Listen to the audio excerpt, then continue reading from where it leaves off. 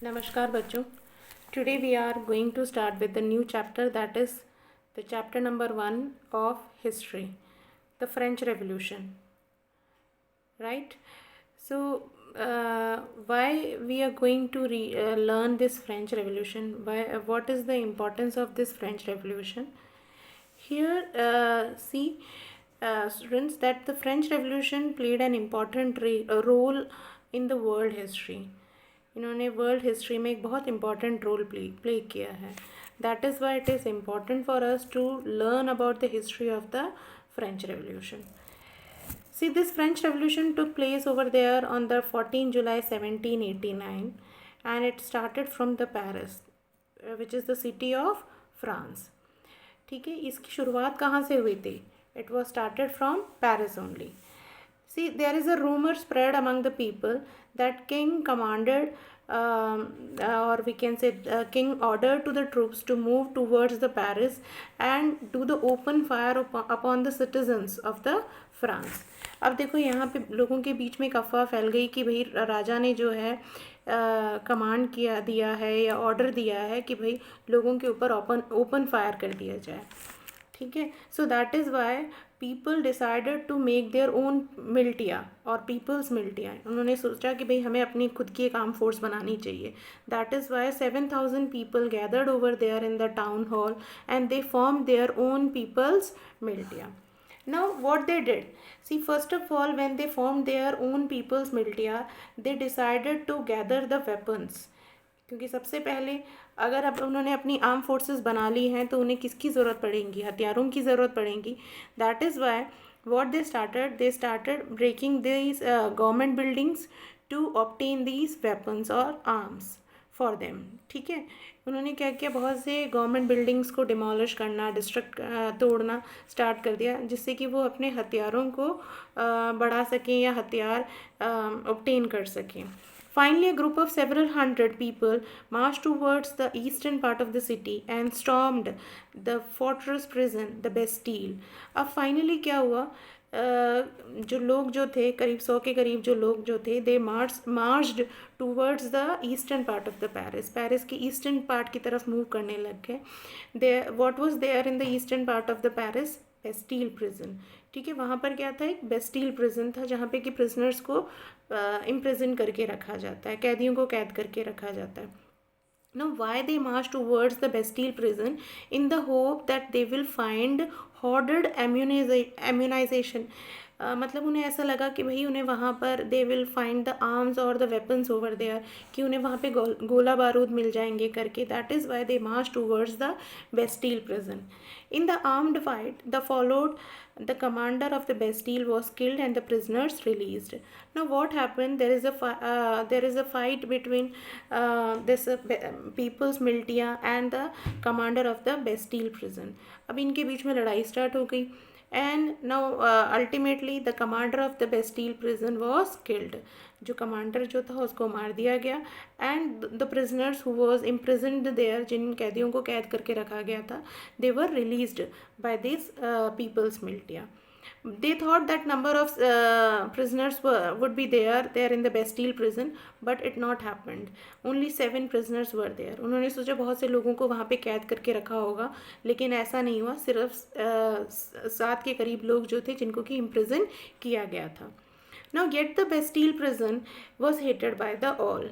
अभी भी लोग जो थे बेस्टील प्रिजन को एक नफ़रत के तौर पर देखते थे. Why they were hating this Bastille prison? Because they were symbolising this Bastille prison as a despotic, मतलब it stood for the despotic power of the king. They were thinking that it is symbolising the despotic power of the king. उन्हें ऐसा लगता था कि भाई ये राजा की तानाशाही को स्टैंड करता है या उसको सिम्बोलाइज करता है. That is Y they were hating this Bastille prison. Now the fortress was demolished and its stone fragmented were sold in the market. Now what else happened over there? This, first of all, they demolished the fortress. It means the Bastille prison. पहले तो उन्होंने Bastille prison को पूरा का पूरा तोड़ दिया, यानी डिमोलिश कर दिया. Now the fragmented parts of the stone, जो उसके टुकड़े थे, जो पत्थरों के टुकड़े जो थे उसके, that was sold into the market. उसको बाजार में बेचा गया. Now so many people, they wish to keep it as a souvenir of its destruction. अब बहुत से ऐसे लोग जो थे वो उसे एज ए सोवीनियर या एज ए मेमोरी के तौर पर, एज ए रिमाइंडर के तौर पर उसे अपने पास रखना चाहते थे, ठीक है, so that they can remind the destruction to place over there Bastille prison, in the Bastille prison. तो जो उन्होंने डेस्पोटिक रूल को जिस तरह से ख़त्म किया, जो डिस्ट्रक्शन जो उन्होंने किया, उसकी याद के तौर पर उन पत्थरों के टुकड़ों को अपने पास संभाल के रखना चाहते थे।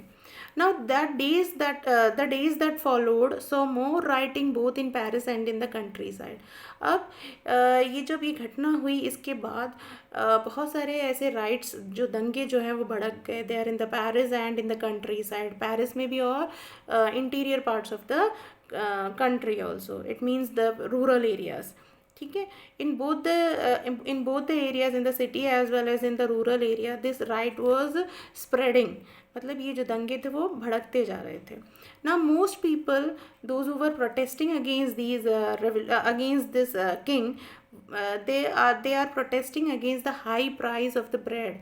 अब जो राजा के खिलाफ जो ज़्यादातर जो लोग प्रोटेस्ट कर रहे थे, those who were involve in this revolution, जो इस रेवोल्यूशन में इन्वॉल्व थे, वाई दे वर प्रोटेस्टिंग?